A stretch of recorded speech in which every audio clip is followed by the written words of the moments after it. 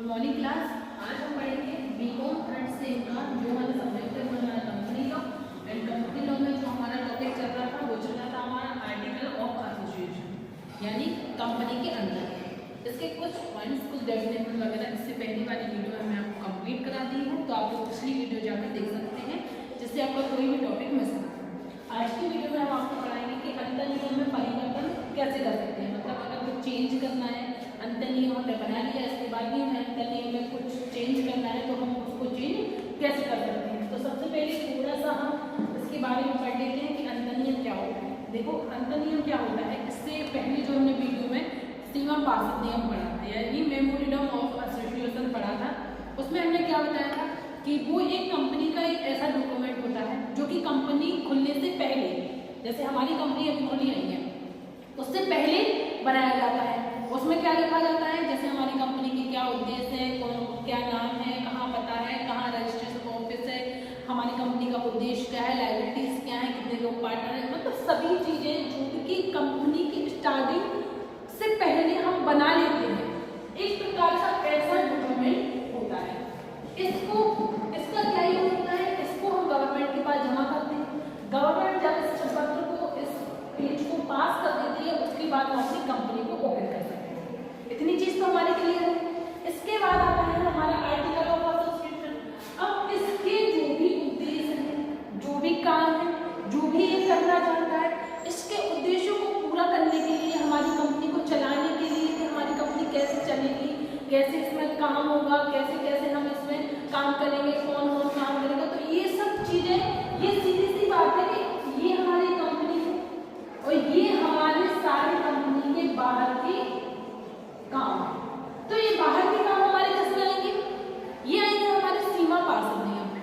अब हमारी कंपनी को हम कैसे संचालित करेंगे, कैसे चलाएंगे, इसका मैनेजमेंट कैसे करेंगे, इसके क्या रूल्स रेगुलेशन होंगे, तो इसके रूल्स रेगुलेशन ही हमारे अंतर नियम में आते हैं। अंतर नियम का मतलब होता है कंपनी खुलने के बाद जब हम कंपनी को के जिस तरीके से हम चलाने वाले हैं उसी सारे नियम को, रूल्स रेगुलेशन को हम उसमें लिखेंगे।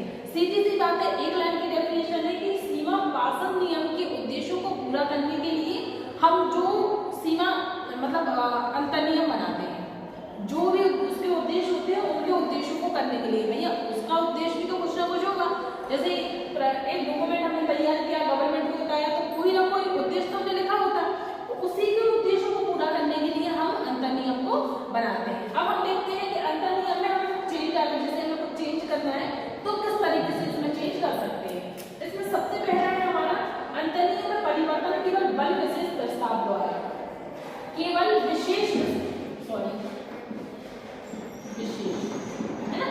अंतर नियम में परिवर्तन ऐसे नॉर्मल प्रस्ताव के द्वारा नहीं होगा, या तो किसी भी विशेष प्रकार से कोई विशेष प्रस्ताव हो तभी हम उसमें किसी भी प्रकार का चेंज कर सकते हैं, किसी भी प्रकार का परिवर्तन कर सकते हैं।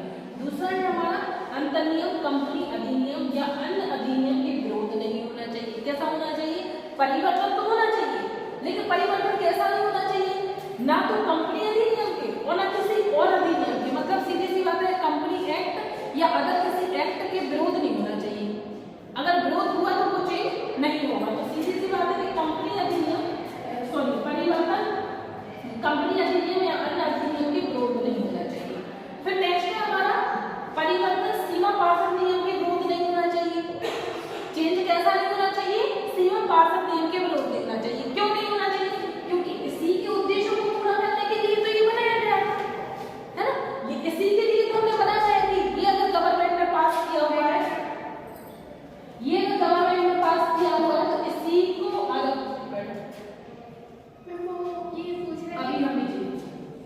इसको पास करने के लिए तो अंतर नियम हमारा बना था। तो सीधी सी बात है कि परिवर्तन सीमा पार्षद नियम के विरोध नहीं होना चाहिए।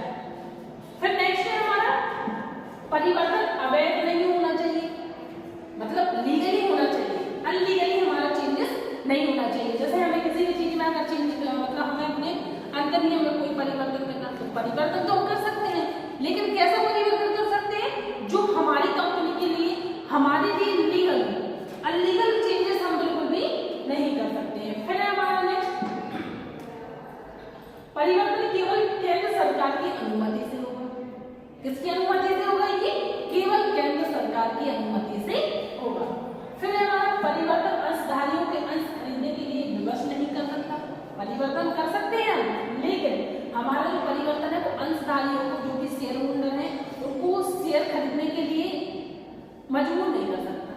हम एक बार भी जबरदस्ती नहीं कर सकते कि आप हमारी कंपनी के शेयर खरीदो। फिर नेक्स्ट है हमारा परिवर्तन कंपनी के प्राधिकरण के आदेश के विरुद्ध नहीं होगा। जो कंपनी का प्राधिकरण होता है उसके आदेश के विरोध नहीं होगा। फिर नेक्स्ट हमारा परिवर्तन अल्पमत अंशधारियों पर कपट नहीं करता। अल्पमत जो कम शेयर खरीदते हैं, है ना, उनके ऊपर ये किसी भी प्रकार का कपट नहीं करेगा, गलत नहीं करेगा। फिर नेक्स्ट हमारा परिवर्तन के कारण अनुबंध भंग नहीं होना चाहिए। किसी भी प्रकार का जो हमारा कॉन्ट्रैक्ट है वो कॉन्ट्रैक्ट हमारा परिवर्तन चेंज करने से खराब नहीं होना चाहिए। जैसे हमारा कोई परिवर्तन, जैसे हमारा कोई कॉन्ट्रैक्ट है किसी भी व्यक्ति से, किसी भी विशेष व्यक्ति कंपनी से हमारा कोई कॉन्ट्रैक्ट है, तो वो कॉन्ट्रैक्ट हमारे उस अंतर्नियम में चेंज करने से खराब नहीं होना चाहिए। इतना भी हमें उसमें ध्यान रखना पड़ेगा। तो ये क्या है, हमारे अंतर्नियम में परिवर्तन है। साथ ही आप लोगों को बता दें कि जो डे बाय डे आपको टॉपिक्स वीडियोस बन रही है, आप लोग अपने नोट्स तैयार करते जाएं।